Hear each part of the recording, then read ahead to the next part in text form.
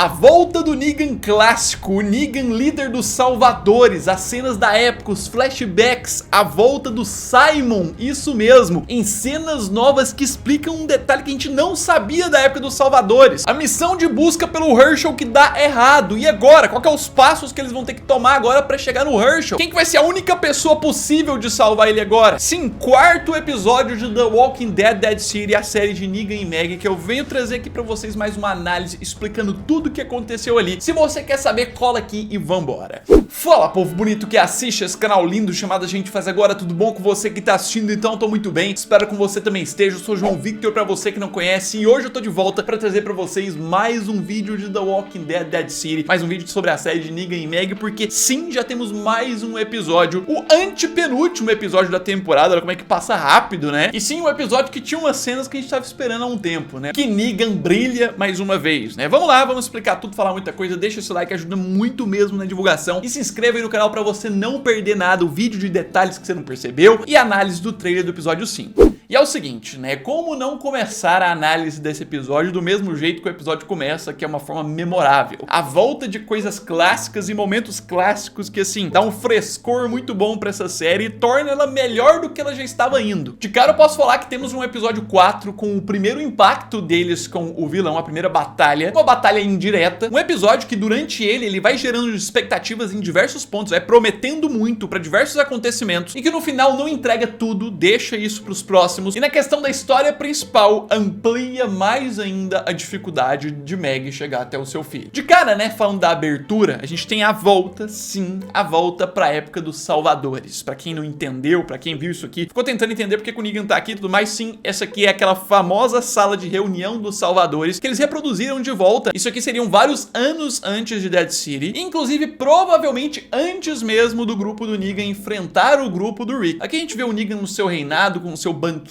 na mesa, em uma história de um momento que não tinha sido contado, pra explicar a questão do croata. Assim, não posso deixar de ressaltar o aparecimento do Simon de novo, né? O ator voltou pra gravar cenas nessa série, fizeram um jeito de tentar rejuvenescer ele e tudo mais. Ficou interessante, mas por um lado parece que ele tá maior, né? Ele tá mais forte, inclusive, do que o próprio Simon era na série. Mas tudo bem, faz parte, eu achei que foi uma boa representação. Um destaque muito bom também pra dar pro próprio Jeffrey Dean Morgan, que consegue ainda ser o Negan clássico, apesar de estar há vários anos sem fazer esse Negan, né, do jeito que ele foi apresentado. E aqui a gente vê o problema que ele passou com o croata, o que motivou ele a ferrar com o croata, que é literalmente o lado psicopata do próprio croata. A gente vê que ele era uma das pessoas mais perversas dos Salvadores. O Negan já tinha contado um pouco disso, agora a gente vê na prática que o próprio croata destruiu, vou até evitar falar algumas palavras, acabou com uma jovem ali que entra no lado crianças, né, que é uma linha que eles não ultrapassam. Os Salvadores, o grupo do Negan, ultrapassava várias linhas de maldade, coisas sinistras, coisas desumanas, mas a linha de mexer com crianças em si, eles não aceitavam. O próprio Negan era totalmente contra isso, ele sempre quis muito, em toda a sua história de Negan em The Walking Dead, proteger as crianças, né? Isso você pode ver quando ele conhece o Crow em The Walking Dead, a própria Judith ele protegeu várias vezes. Aqui em Dead City mesmo, ele tá distante da própria família, da Annie e do filho dele, o Joshua, e aí ele arrumou uma outra criança pra ele poder cuidar e proteger, que é a Jeannie. E esse início é só o primeiro ponto do episódio que já gera aquela expectativa pra gente de algo que está pra acontecer. Aqui já gera, você vai assistindo isso aqui, vai dando aquela raiva, vai fazendo a gente ver o tanto que o vilão é perturbado, e vendo o Negan e a cara do Negan de ficar um tempão aqui sem reagir, é só o Simon que briga com o croata nessas cenas do passado, cria na gente algo de querer muito ver o que o Negan fez, no momento que o Negan explodiu, tomou atitude diante do croata, que foi falado, a questão que ele acertou só a orelha do croata, não matou ele, e a gente simplesmente não viu essa cena. De cara eu posso dizer que o ponto número 1 que eu senti falta nesse episódio, que eu fiquei na expectativa demais até o final esperando ver, e a gente não vê, é a cena do Negan de fato punindo o croata pelo que ele fez. E eu posso dizer que se isso não aparecer no próximo episódio, isso vai ficar um pouquinho decepcionante, né, de leve. A gente sabe a explicação, mas agora que mostrar essa introdução do passado e tudo mais, precisa ter a cena. Uma coisa tão importante é a gente descobrir um pouquinho mais sobre os objetivos deles no passado, né, nessa história aqui. Por exemplo, por que o croata fez isso com a menina ali, né, ele era o torturador, o cara que busca respostas do grupo do Negan, e basicamente ele pegou essa menina que era do reino, o grupo do Ezequiel, com o objetivo de obter respostas sobre onde estavam umas armas escondidas, que basicamente estavam escondidas em Hilltop, né? Eram dois grandes grupos, caso você não se lembre, que os Salvadores oprimiam antes do Rick chegar, né? Eles pegavam metade dos suprimentos de Hilltop, do reino, algumas outras comunidades também. E assim, saindo desse ponto, indo pro presente, é muito interessante a gente comparar como o mundo dá voltas, né? A situação dele de líder, o cara muito louco lá, e aqui ele é alguém só trabalhando junto de forma obrigatória numa missão. Inclusive não manda em nada no grupo dele que tá aqui, tendo que esconder do grupo ali a informação que ele matou o Luther, né? O cara lá no final do episódio 3. Mas apesar disso assombrar ele durante o episódio, o ponto principal aqui é o preparativo pra missão, do ponto central da história, resgatar o Hershel. E antes disso, o roteiro mais uma vez promove trocas entre Negan e Meg. Se no episódio 3, né, o Negan tava tentando acalmar a Meg, que ela já tava com perspectivas péssimas pro Hershel ter morrido e tal, aqui também eles têm uma troca de histórias. O próprio Negan demonstrando sua preocupação em aproximar com o croata, mostrando que o seu passado lhe assombra e ele não gosta desse passado dele. Tipo, ele ainda usa algumas características do seu passado ao seu favor, algumas maldades ali, mas o que ele era no passado ele não gosta. Enquanto a Meg traz uma ideia de coisas do passado um pouco mais simples que incomodam ela, né? A gaita tá tocando ali de fundo, faz ela lembrar do Hershel. E o interessante da dinâmica aqui é que cada um tem uma história pra contar e cada um tem uma história pra esconder do outro, né? O Negan tem que esconder que matou o Luther e a Meg tem que esconder que achou o dinossaurinho da Jeannie, que a Jeannie pode estar por perto. E avançando nisso, se tem uma coisa que esse episódio tem e eu devo destacar, é terror, né? Nossa, João Vitor, você tem medo disso? Não, não significa que eu tenho medo, mas eles exploram muito suspense e coisas sinistras, muito pesadas. Primeiro a gente tem um ponto deles encontrando as salas de tortura do croata, que inclusive era o lugar que apareceu no final do primeiro episódio, que o croata tá lá com o Hershel. E tudo isso mexendo com o psicológico da Meg mais uma vez, com a fragilidade dela, criando aquela expectativa de que ela vai acabar encontrando o Hershel morto. Cada porta que ela abre ali é o medo maior dela que cresce, até ela encontrar um jovem morto ali, que ali, sinceramente, eu acho que a Meg acreditou mesmo que era o Hershel de cara, simplesmente entra em choque, não tem coragem de ir lá conferir, e o Negan, mais uma vez, serve como uma pessoa pra acalmar ela, ó, não é ele. Mas ao mesmo tempo eu vou falar, isso aqui não acalma não, tá? Isso aqui, com certeza, só aumenta mais a preocupação dessa mulher. Pela forma como eles estão mostrando que tá o psicológico dela nessa série, essa mulher vai surtar qualquer hora e começa a dar cabeçada na parede, porque tá sinistro. Todo episódio é uma chuva de informações pra entrar na cabeça dela e fazer ela acreditar que o Hershel morreu, pra ela perder as esperanças. Mas aí a gente segue pro plano deles, né? A gente segue pro ponto da Amaya aqui, dando as regras do que eles vão fazer, mas eles querem um prêmio pra eles. E daí vem o título do episódio. O nome do episódio é Todo Mundo Ganha um Prêmio, que é o que a Amaya fala aqui. O prêmio deles é que eles querem matar o croata, eles não querem que Negan e Meg matem. E o prêmio da Meg e do Negan é conseguir conquistar o Hershel de volta. Só que ninguém recebe nenhum prêmio nesse episódio, dá tudo errado. E a forma como começa a fluir o suspense e a parte sinistra pra dar errado, que é bom demais, porque a introdução da conexão do Negan com o croata é um negócio de arrepiar total, é um fanservice sinistro. Por isso que muitos críticos, quando assistiram essa série, eles soltaram as análises antecipadas, disseram que essa série é pra quem gosta do Negan de verdade. Não que você aprova o Negan que ele fez em The Walking Dead, mas você gosta do Negan como personagem. Se você gosta, você vai gostar dessa série, porque tem um fanservice sinistro pro personagem. Aquele início e aqui esse assobio. O croata com a menina lá da central de operações executando o seu plano, que é a armadilha, né, que ele tava preparando. Quando escuta o assobio, que é tenebroso, né,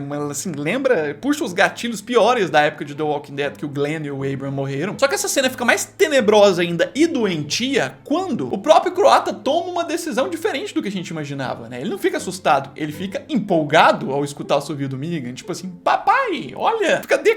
Sai procurando, sabe? O assobio, isso é muito bom. E isso sobe o nível dele como vilão, porque ele consegue inverter o jogo aqui de estar no controle da situação, né? Mais pra frente, quem passa a assobiar é o próprio croata pro Negan, como se fosse uma resposta, provando que ele não ficou intimidado. E assim, enquanto isso, na questão da Meg ir lá executar o plano, que o plano já é furado a partir daqui, a gente já vê os indícios de que é uma armadilha. A questão da chave já posicionada no carro, a própria Meg, com seus anos de experiência, deveria perceber isso, só que o roteiro faz a gente entender que ela não percebe isso, talvez pelo nível de perturbada que ela tá. E aí, indo pra questão do início do show, porque é literalmente um show, a questão da armadilha sendo estabelecida, eu gostei demais da escolha de trilha sonora, da ambientação, da forma como isso é feito, muito bom. A música em croata, se eu não me engano, né, que começa a tocar na arena, que dá início aos momentos de maior ação do episódio, né, que são a matança de zumbi e tudo mais. Uma série de The Walking Dead não pode ter falta disso, mas que, claro, vai causando a eliminação dos membros do grupo ali, da Amaya e do Tommaso, né. Devo admitir que rendem algumas cenas de batalha, né, de matança de zumbis, da Meg, por exemplo, e tal, bem legais de assistir, não muito diferentes do normal, mas a criatividade do roteiro tá sempre aí, usando, por exemplo, pedaços do próprio octógono pra poder se proteger, e enquanto isso, o direcionamento pro encontro de Negan e croata cada vez maior, e é aqui que é diferente, né, aqui, que é um ponto que eu fico um pouquinho agoniado, porque é outro ponto que vai prometendo, né? Fica o tempo inteiro, vários minutos do episódio prometendo, ó, eles vão se encontrar. O Negan tá fugindo, estão chegando perto, eles vão se encontrar. Por um lado, quando mostra o croata, traz uma perspectiva, o Negan vai surpreender o croata. Mas quando mostra o Negan, traz uma perspectiva, o croata vai surpreender o Negan. E fica nessa, por muito tempo, trazendo a expectativa pra no final ter esse encontro, mas não ter a batalha em si. Que eu fiquei agoniado, eu achei que aqui ia ter uma luta, mas a gente tem algumas surpresinhas. Por exemplo, a questão de que a gente imaginava que o croata estava muito mais acima dessa situação. Do tipo, eu vendo a construção da série até chegar aqui, eu imaginava que o croata, quando encontrasse o Negan, ele já ia entender que o Negan não é mais o mesmo do passado. Só que aqui, quando ele encontra o Negan, tá parecendo que ele acha que o Negan